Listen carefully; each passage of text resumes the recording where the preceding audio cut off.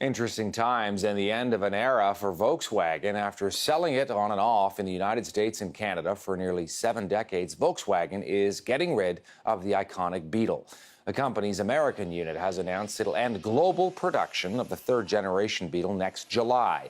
The Beetle was actually introduced in Germany back in 1938 during the Nazi era. In 1949, it came to North America for about 30 years or so until sales stopped. Volkswagen revived it in 1998 as a more modern new Beetle.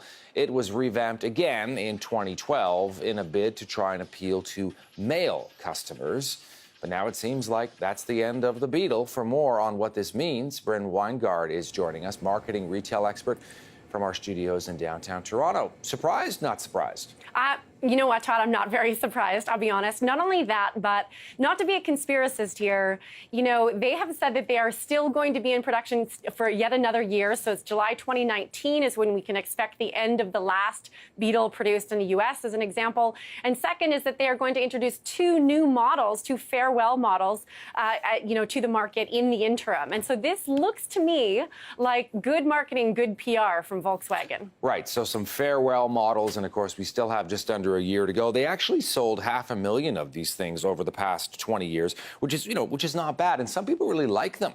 Yeah, and there's a huge cult following of the Volkswagen Beetle, of the Bug. This will certainly, this is news. We're talking about it, and this will spur some of the hardcore fans of this model and of the Bug to go and buy more volumes, right? To go and buy them. Second is that the old models, the ones that are now considered to be vintage, that are shown at car shows, those will just go up in value, and so that will become even more of a collector's item for those that are certainly very interested in this car. There was something interesting too in what Volkswagen said today, Brynn, which was the notion of, they were trying to appeal to male audiences out there because for whatever reason, the Beetle was more popular with female buyers. What do you think was going on there?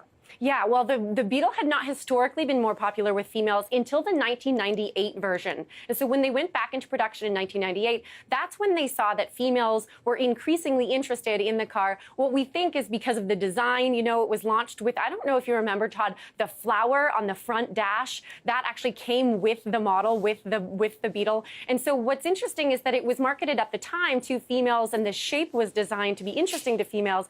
And then in 2012, especially as automotive in general has had downturn, when millennials owning less and less cars and less people owning proprietary vehicles, what's happened is they said, we have to find that male market. And so they tried to make a design that would be more interesting to the male eye. It is interesting when you think about a car as well as sort of becoming an icon. You work in marketing and retail. How does that happen?